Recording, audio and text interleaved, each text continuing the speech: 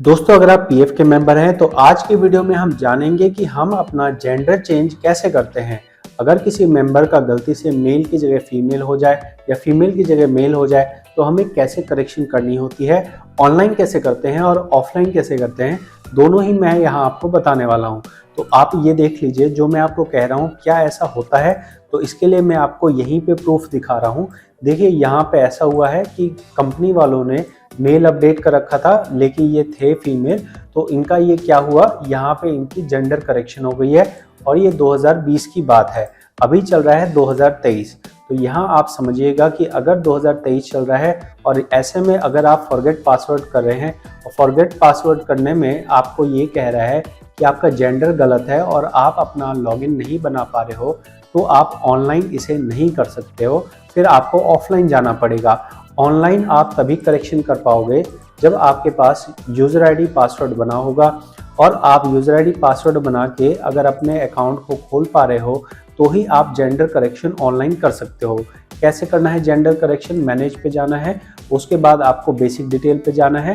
यहाँ आप देख लीजिए, अभी जो प्रेजेंट में पड़ा हुआ है वो फीमेल पड़ा हुआ है। अगर आपको इसे चेंज करना है तो आप मेल में सिलेक्ट कर सकते हैं और बाकी चीज़ें जो आप नाम और डेट ऑफ बर्थ वगैरह डालना है वो आप डाल दीजिए। रिक्वेस्ट आप लगा देंगे और वो रिक्वेस्ट आपकी आगे चली जाएगी। क्या इसमें हमें कोई डॉक्यूमेंट लगाना है? तो अगर आपका नाम और डेट ऑफ बर्थ लगभग सेम होगा तो आपको कोई भी डॉक्यूमेंट लगाने की ज़रूरत नहीं है। आपका सिर्फ रिक्वेस्ट लगा देने भर से ही आपकी ये जेंडर चेंज हो जाएगी। ठीक है, आपको मैं यहाँ नीचे दिखा रहा हूँ। यहाँ आप देख सकते हो कि यहाँ पे हमने मेल से फीमेल किया था और यहाँ कोई डॉक्यूमेंट नहीं लगी थी, क्योंकि यहाँ पे जो नेम है, नेम में भी ज़्यादा करेक्शन नहीं थी। नेम और जेंडर करेक्शन एक साथ ही हो गई थी। तो ये बात रही हमारी ऑनलाइन जेंडर करेक्शन की। अब हम बात करते हैं ऑफलाइन जेंडर करेक्शन के लिए। अगर आप ऑनलाइन लॉगिन ही नहीं कर पा रहे हो या जेंडर ही मेंशन नहीं है तो आप क्या करोगे? तो सबसे पहला पॉइंट ये है कि अगर मान लीजिए जेंडर अवेलेबल ही नहीं है, वहाँ कह रहा है कि नो जेंडर अवेलेबल, तो आपको अपने कंपनी से कॉन्टैक्ट करना है। कंपनी आपका जेंडर अपडेट कर सकती है मिसिंग डिटेल के अंदर।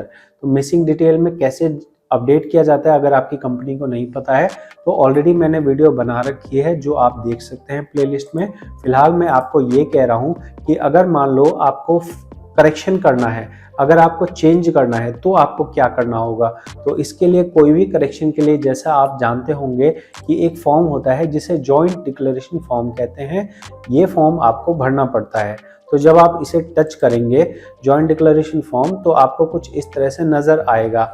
लेकिन परेशानी यहाँ ये है कि यहाँ कहीं पे भी जेंडर वाली बात नहीं लिखी है कि आपको जेंडर कहाँ अपडेट करना है। ठीक है, तो यहाँ आप क्या करोगे, ये सारी डिटेल भर दोगे और नीचे अपने पेन से ही लिख दोगे जेंडर। ठीक है, रॉन्ग वाले में आप जो भी रॉन्ग हो वो लिखिए और करेक्ट में जो आपका राइट हो वो आप लिख दीजिए। तो ये जो फॉर्म है ये तो आपको ऑनलाइन नज़र आ रहा है, यहाँ वाला फॉर्म आप भर सकते हैं निश्चित तौर पे। इसके साथ में ही आपको एक और फॉर्म लगाना होता है जो ज़रूरी होता है, जिसको आप कहेंगे फॉर्म नंबर 5 और फॉर्म नंबर 10। तो ये जो फॉर्म है ये अगर आप देखेंगे तो ये फॉर्म भी आपके लिए ज़रूरी रहता है, जो आपको यहाँ नज़र आ रहा है फॉर्म 5 और फॉर्म 10। तो यहाँ से आप चाहें तो डाउनलोड कर सकते हैं।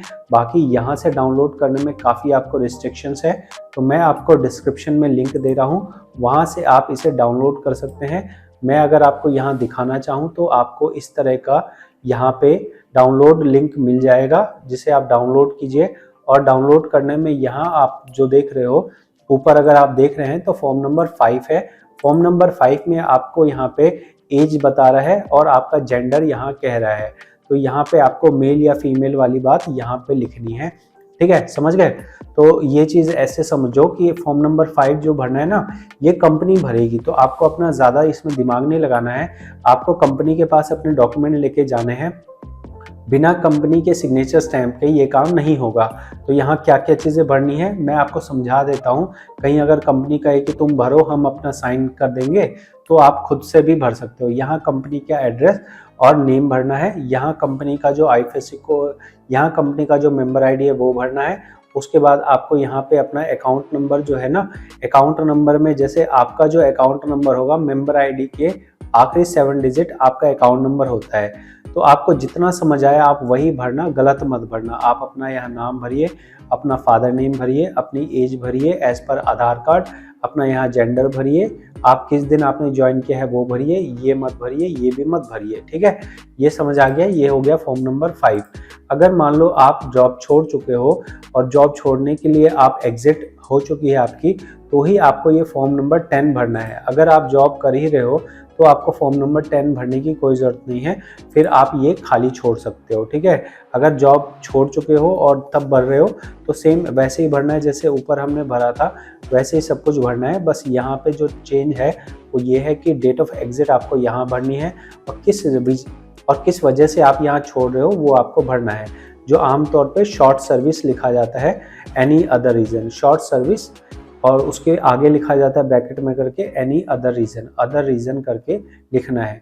तो ये आप यहाँ पे छोटा छोटा करके लिख सकते हैं। और इसको जो ये जो फॉर्म है ना, इस पे प्योरली जो है वो सिर्फ एम्प्लॉयर ही सिग्नेचर और स्टैम्प करेगा, इस पे आपके सिग्नेचर स्टैम्प कहीं नहीं है। यहाँ पे डेट मेंशन करनी है, ये सब कुछ है, ठीक है।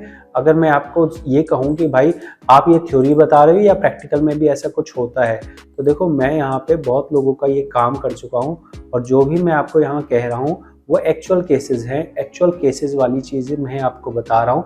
यहाँ आप देख सकते हैं, मैं कुछ चीज़ें आपको नहीं दिखा सकता क्योंकि YouTube वाले नहीं अलाउ करते हैं, लेकिन मैं आपको मोटा मोटा यहाँ कह रहा हूँ कि जो जो चीज़ें मैं आपको बता रहा हूँ वो एक्चुअल में ऐसी ही होती हैं, तभी मैं आपको कह रहा हूँ। जो आप यहाँ देख रहे हैं कि कोड ये क्या है, कोड फैक्ट्री कोड वगैरह, तो ये वही चीज़ें हैं जो मैंने आपको कही है कि कंपनी का कोड है, कंपनी को पता है, कंपनी भर सकती है। बाकी जो आपकी पर्सनल डिटेल्स है वो आप भर दीजिए। तो ये आपका हो गया फॉर्म नंबर 5 और फॉर्म नंबर 10। और इसके साथ में आपको जो भरना है वो जॉइंट डिक्लेरेशन फॉर्म भरना है। ये जॉइंट डिक्लेरेशन फॉर्म कुछ इस तरह से आपको नज़र आ रहा है। यहाँ पे आपको अपना जो सही जानकारियाँ हैं वो सारी जानकारियाँ सही भर देनी है, ठीक है। इसमें तो कोई प्रॉब्लम नहीं है ना। जो अगर मान लो नॉर्मल अगर आप जॉब अभी कर ही रहे हो तो आपको डेट ऑफ लिविंग में कुछ नहीं भरना है, रॉन्ग में जो आपका रॉन्ग हो वो भरना है। इसके साथ में ही आपको क्या क्या लगाना है, आपको आधार कार्ड की फ़ोटोकॉपी, पैन कार्ड की फ़ोटोकॉपी लगानी है। ये दोनों डॉक्यूमेंट में आपका नाम, आपका फादर नेम, आपकी डेट ऑफ बर्थ, ये सब चीज़ें सेम होनी चाहिए। इस पे कंपनी स्टैंप लगाएगी और सिग्नेचर करेगी, आपके स्टैंप और सिग्नेचर लगेंगे, ठीक है। इसके साथ में ही ये जो आप फॉर्मेट देख रहे हो ना, ये वाला फॉर्मेट तो आपको ऑनलाइन मिल जाएगा, लेकिन मेरे पास एक ऐसा फॉर्मेट है जो कि ऑनलाइन नहीं मिलता है, जो कि पीएफ ऑफिस के अंदर जाने पे मिलता है। तो आपको अगर मैं वो वाला फॉर्मेट दिखाऊं तो वहाँ आप देखेंगे कि वहाँ कुछ चीज़ें अलग हैं। जैसे कि मैं आपको ये ओपन करके दिखाता हूँ और ये जो डिस्क्रिप्शन में आपको लिंक मिल जाएगा, वहाँ जाके आप देख सकते हैं। तो आप यहाँ देखोगे तो ये मैंने पीएफ ऑफिस द्वारका से लिया है। पहला पेज तो आपको सिमिलर मिलेगा जो आपका वहाँ पे मिल रहा है। दूसरा पेज जो है वो एफिडेविट है जो कि कंपनी के द्वारा दिया जाता है। अब कंपनी क्यों देगी, ये कंपनी इसलिए देगी कि भाई जो करेक्शन कर रहे हैं, अगर वो करेक्शन फ्रॉड निकला तो उसमें कंपनी की जिम्मेवारी होती है। तो यहाँ पे ये जो एफिडेविट दिया गया है ये पीएफ ऑफिस के अंदर जब जाते हैं वो देते हैं। तो उनका ये कहना होता है कि ये एफिडेविट जो है कंपनी के लेटर हेड पे बन के आना चाहिए। तो आपको अगर ये लेटर हेड चाहिए हो तो आप डिस्क्रिप्शन में ले सकते हैं।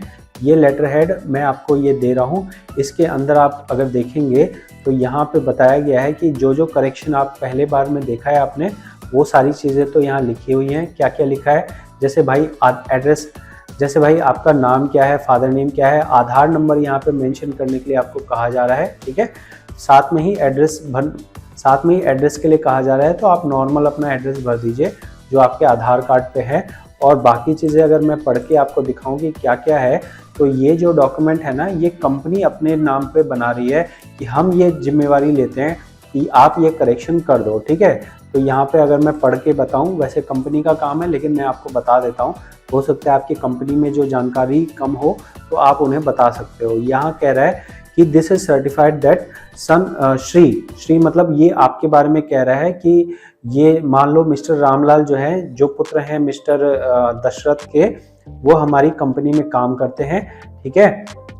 और इसके बाद हमें लिखा गया है कि it is certified that Shri has credential as mention below are required to be corrected as, मतलब यहाँ आपका नाम लिखा जाएगा और इसके बाद जो करेक्ट इनकरेक्ट वाली चीज़ें हैं वो नीचे लिखी जाएंगी। इसके बाद में जो बात आ रही है वो सारी जानकारी कंपनी वाले अपने बिहाफ पे भर रहे हैं। ये कह रहे हैं कि देखो ये वाली चीज़ है, यहाँ बोल रहे हैं कि ये जो पर्सन है, जो एम्प्लॉय है, मतलब जो आपने कंपनी में इस तारीख से इस तारीख तक काम किया है। अगर आप अभी नौकरी कर रहे हो तो यहाँ पे क्रॉस कर देंगे और टिल डेट पे ओके कर देंगे, ठीक है। उसके बाद हम नीचे जाएंगे। उसके बाद कंपनी एक अंडरटेकिंग दे रही है, कंपनी अपनी जिम्मेवारी ले रही है कि भाई साहब हम ये सर्टिफाई करते हैं, मैं मतलब कंपनी का मालिक, मेरे पिता का नाम ये है, मेरा घर का एड्रेस ये है, मेरे ऑफिस का एड्रेस ये है और मैं ये पूरी जिम्मेवारी लेता हूँ कंपनी का प्रोप्राइटर, डायरेक्टर या ओनर होने के नाते कि जो आप करेक्शन कर रहे हैं वो पूरी मेरी जिम्मेवारी है। अगर कोई फ्रॉड होता है तो उसमें हमारी पूरी रिस्पॉन्सिबिलिटी रहेगी और हम रिस्पॉन्सिबल रहेंगे इस चीज़ के लिए, ठीक है। और हम ये चीज़ कहते हैं कि आगे से इस तरह की नेग्लिजेंस नहीं होगी, नॉट ऑक्योर इन फ्यूचर, ठीक है। फिर यहाँ कंपनी के मालिक का नाम आ जाएगा और उसके बाद यहाँ उसका सिग्नेचर और स्टैंप लग जाएगा और इस तरह से आपका यहाँ पे सारा एक डॉक्यूमेंट का फाइल बनेगी। सारे डॉक्यूमेंट की फाइल बन गई। यहाँ क्या क्या डॉक्यूमेंट आपने लगाए हैं अगर हम रिवाइज करें तो सबसे पहले डॉक्यूमेंट आपने लगाया है, मैं आपको फ्रेश पेज पे दिखाता हूँ। अगर आपको समझाना है तो अच्छे से समझाना है, तो यहाँ आपको मैं फ्रेश पेज पे दिखा रहा हूँ। सबसे पहले हम क्या समझ रहे हैं, हम ये समझ रहे हैं कि हमें जेंडर करेक्शन करना है तो हमें जो डॉक्यूमेंट लगाना है, सबसे पहले हमने देखा कि हमें जॉइंट डिक्लेरेशन फॉर्म लगाना है, साथ में ही हमें फॉर्म नंबर 5 और फॉर्म नंबर 10 लगाना है। उसके साथ में हमें कंपनी का एक रिस्पॉन्सिबिलिटी लेटर जो कि जॉइंट डिक्लेरेशन फॉर्म का सेकंड पेज होगा, ये हमें कंपनी के लेटर हेड पे लगा के देना है, ठीक है। इसके साथ में हमें अपना आधार कार्ड प्लस पैन कार्ड लगा के देना है। आधार कार्ड पैन कार्ड पे फादर नेम स्पेलिंग ठीक होनी चाहिए, तभी जाके ये डॉक्यूमेंट आपका लिया जाएगा। सभी डॉक्यूमेंट पे कंपनी के स्टैंप और सिग्नेचर लगेगी, ठीक है। ये सारा तामझाम करने के बाद आप पीएफ ऑफिस में जाके देख के आएंगे। फिर जाके आपका 1 महीना 1.5 महीने के अंदर अंदर आपका जेंडर करेक्शन हो जाएगी। अगर अपडेटेड नहीं होगा तो अपडेट हो जाएगा। उसके बाद आप अपना फॉरगेट पासवर्ड करके अपना नया जेंडर अपडेट कर पाएंगे। तभी जाके जब आप फॉरगेट पासवर्ड करोगे तभी आपका आधार कार्ड भी लिंक दिख जाएगा और साथ में ही आपका जो आधार में मोबाइल है वो भी आपका वहाँ अपडेट हो जाएगा। तो ये जानकारी आपको कैसी लगी है ज़रूर कमेंट में बताएं। मिलते हैं आपसे अगली वीडियो में। बहुत बहुत धन्यवाद।